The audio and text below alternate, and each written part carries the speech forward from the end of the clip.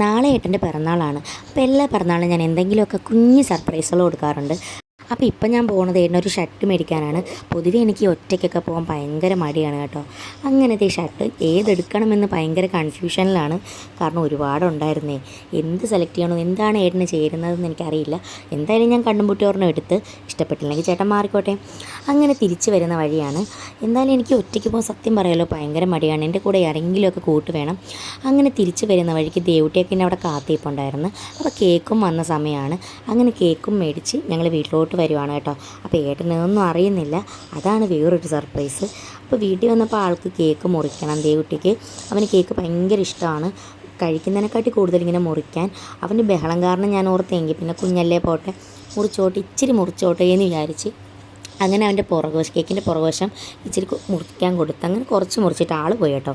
12 മണിക്ക് മുറിക്കാമെന്നൊക്കെ പറഞ്ഞ് കിടന്നതാണ്.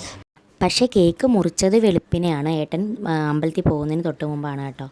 ഇതായിരുന്നു ഞാൻ സെലക്ട് ചെയ്ത് കൊടുത്ത കേക്ക്. നമ്മൾ പറഞ്ഞ പോലെ തന്നെ കൊച്ച് ചെയ്ത് തന്നിട്ടുണ്ട്. ഇതിൽ കോട്സ് പോലെ തന്നെ ആൾ ബെസ്റ്റ് ഡാഡും ബെസ്റ്റ് ഹസ്ബൻഡും ബെസ്റ്റ് സണ്ണും കൂടിയാണ് കേട്ടോ.